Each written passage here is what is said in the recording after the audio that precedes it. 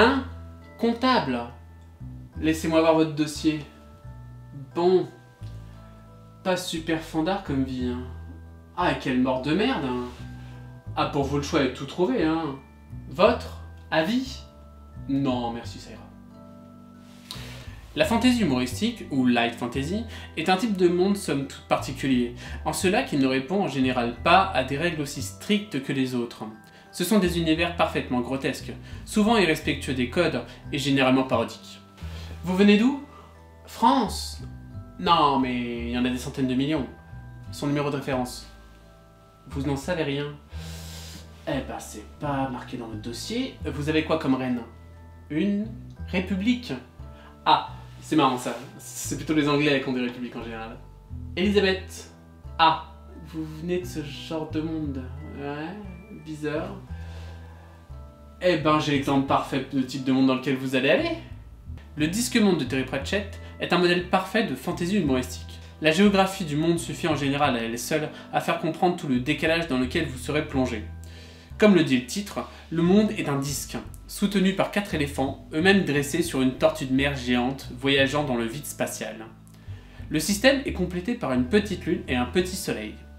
La magie et le monde entier est centré autour du chiffre 8, comme la 8e couleur de l'arc-en-ciel, l'octarine, 10 couleurs de la magie, ou comme le fait qu'un 8e fils de 8e fils sera un mage puissant, et que le 8e fils de ce mage sera un sorcelier, une sorte de magicien surpuissant.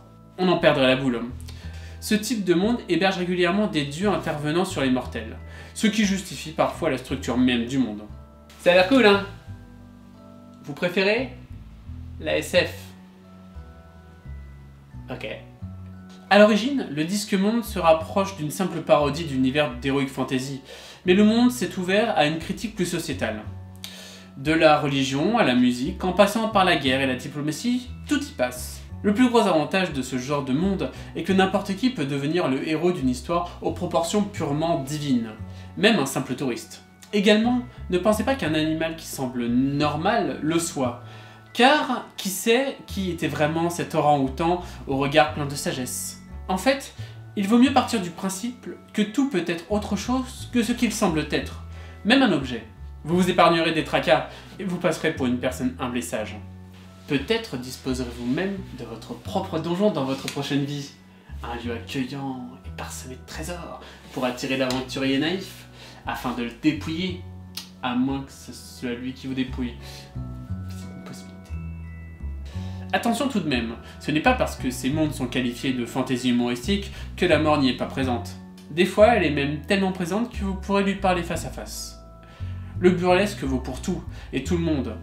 Attention donc à là où vous posez le pied. Également, et je me répète un peu, mais c'est pour votre bien, partez du principe qu'une personne à l'air sournoise sera sournoise, que tout politicien sera corrompu, qu'un banquier sera avide, et qu'à partir du moment où il existe une forme de hiérarchie, alors la place la moins enviable sera celle du chef, qui aura tendance à être empoisonné par son second, qui prendra sa place, du moins un temps.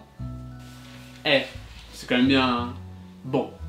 Pour votre histoire de SF, un conseil, quand vous repasserez par ici, ce sera peut-être dans pas trop longtemps, hein, allez au bureau 42. Vous devriez y trouver votre bonheur. Allez, bonne réincarnation.